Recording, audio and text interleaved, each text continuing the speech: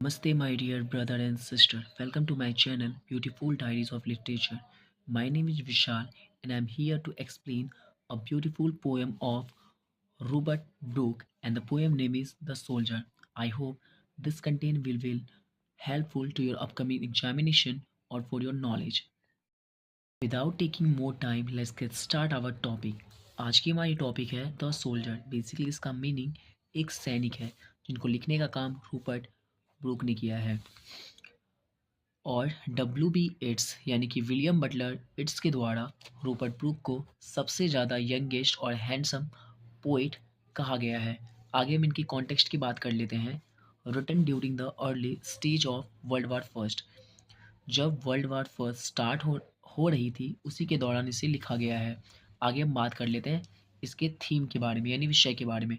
Patriotism, ये देशभक्ति के ऊपर आइडियलाइज्ड व्यू, एक विचारात्मक दर्शन या तथ्य के ऊपर में of war, the soldiers connection of his homeland, और एक सैनिक का किस प्रकार से जो एक संबंध होता है उसके देश के प्रति उसके बारे में है। अगर हम बात कर लेते हैं इनके इम्पोर्टेंट एस्पेक्ट के बारे में, the poem depicts England as a nurturing paradise where the soldier's spirit will return after death.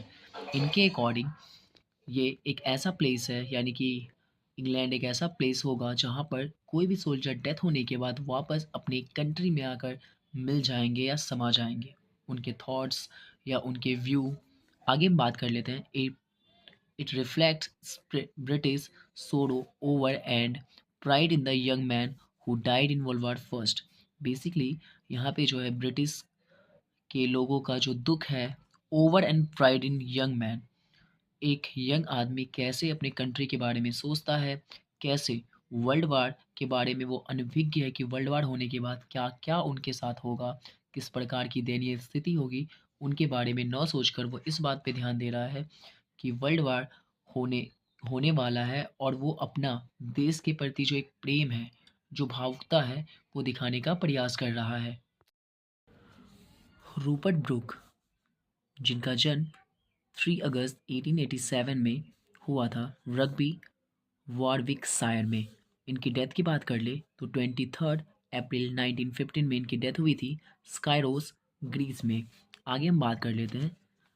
His best known work is the sonnet sequence 1914। इनका सबसे ज़्यादा फेमस जो वर्क है वो है द सोनेट सीक्वेंस, जो 1914 में पब्लिश्ड हुई थी, या 1914 जो इसका टॉपिक है पूरा का पूरा। इनकी अगर हम एजुकेशन की बात कर ले, attending rugby school and Kings College Cambridge, ये रग्बी स्कूल और किंग्स कॉलेज कैम्ब्रिज में अपना एजुकेशन लिए थे। इनकी बात कर लेते हैं। द मोस्ट फेमस पोएम, इनकी सबसे ज़्यादा प्रसिद्ध जो कविता है वो है द सोल्जर, जिनको आज हम डिस्कस करने वाले हैं।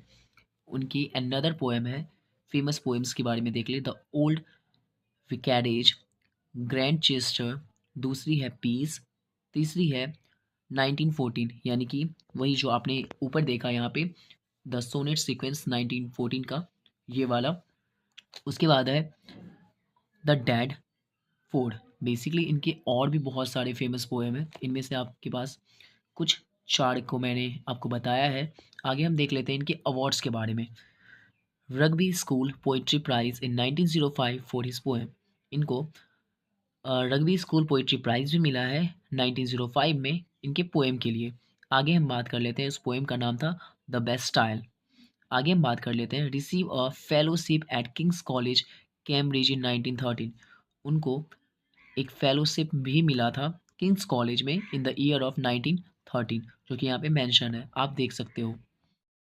तो चलिए स्टार्ट करते हैं हमारी आज की पोएम। उससे पहले मैं आपको बता देना चाहता हूँ कि ये पूरी की पूरी पोएम 1 ऑक्टेव में और 1 सेस्टेट में लिखा गया है। बेसिकली ऑक्टेव वो होता है जिसमें एक पोएम 8 लाइन कंटेन करे और सेस्टेट में 6 लाइन को कंटेन करती है। Basically the soldier poem 14 lines की पोएम है जिसमें 1 ऑक्टेव और 1 सेस्टेट है। चलिए आगे हम बात कर लेते हैं हमारी आज की पोएम के बारे में। If I should die think only this of me. Poet अपने बारे में कहते हैं, अगर मैं मर जाता हूँ तो सिर्फ think only this of me, सिर्फ मेरे बारे में यह सोचना, that there some corner of a foreign land. Basically ये लोग युद्ध करने जाएंगे तो किसी और कंट्री अपने देश के लिए कहीं और से युद्ध कर रहे हैं, जिस वजह से वो ऐसा कह रहे हैं, अगर वो कहीं मर जाते हैं, that there is a some corner of a foreign field, तो फॉरेन फील्ड के किसी भी कॉर्नर में that is for ever England, इन्हें दफना दिया जाए। इनके जो एसेस होते हैं, बेसिकली इनके जो डस्ट होंगे, जो इनके राख होंगे, वो वो इंग्लैंड के नाम पे हो जाएगा, क्योंकि वो कहीं और पे डेथ करेंगे, लेकिन इनका जो शरीर है वो इंग्लैंड का है।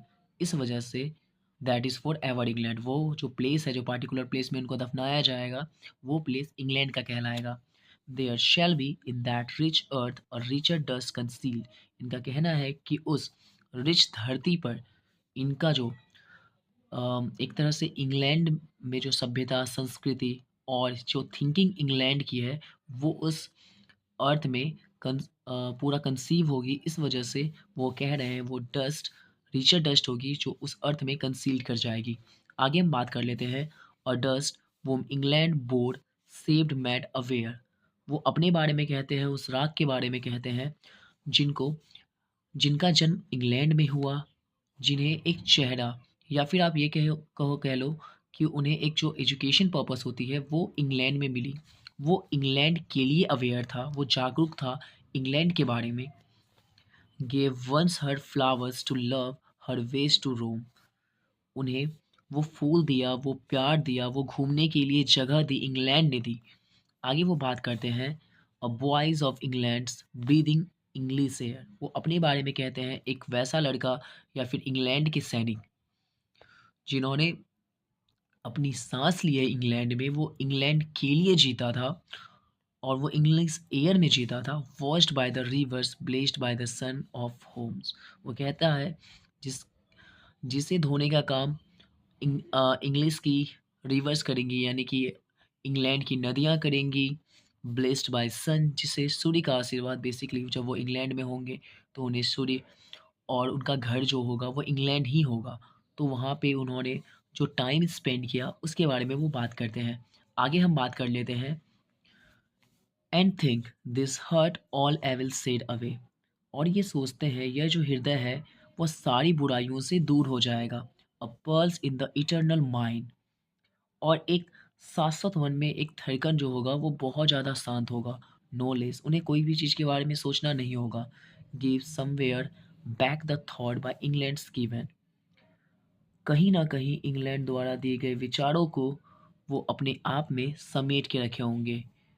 हर साइट एंड साउंड, उनकी जो साइट है और उनकी आवाज़ जो है, ड्रीम्स हैप्पी एज हर डे, उनके जो सपने हैं वो वैसे ही सुखी होंगे जैसे उनकी दिन चल रही थी।